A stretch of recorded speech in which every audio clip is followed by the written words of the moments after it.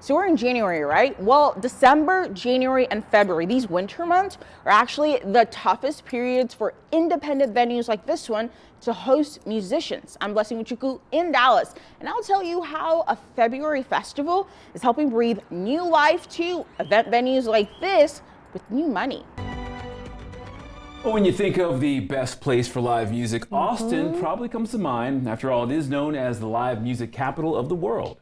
It is, but several other cities across the state are gaining speed. A group in North Texas might have something to say about that. Our Blessing Iwuchukwu takes us to Deep Ellum, where the Jambaloo Festival is ready to take the stage. I'm here at Deep Ellum Art Coast, kind of a mixture of an art gallery to the right and actually all around this place. And over here, this is where a musician or any type of event would happen or take place inside this building. Now, it's been here for nearly a decade, and the co-owner says after COVID and even some of the financial issues last year, he says it's been a struggle to keep the doors open, and he says he's not alone. And the older one, John LaRue is making sure all the bells and whistles are in tip-top shape. the laser. For a concert brings the lights, camera, and action to his business.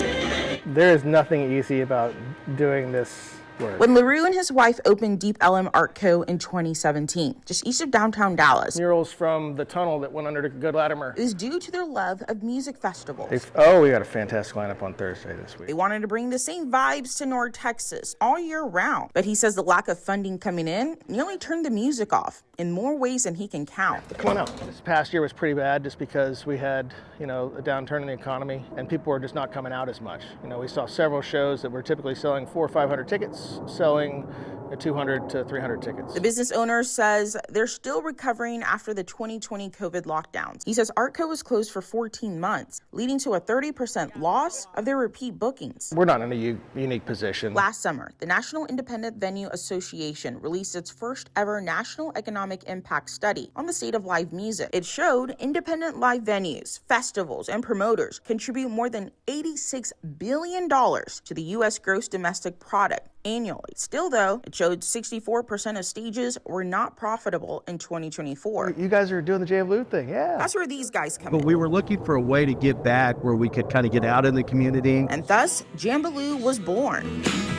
The week-long free music festival debuted last February with the aim of bringing people back to local venues across North Texas.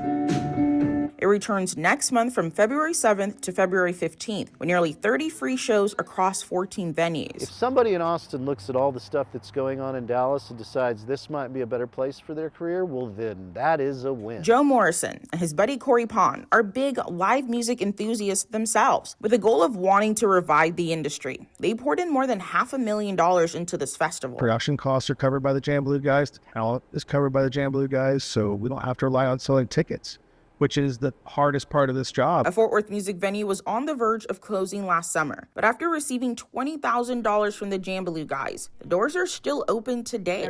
That's music to LaRue's ears in Dallas. Blessing Iwuchukwu, Spectrum News. I got the e-stops working.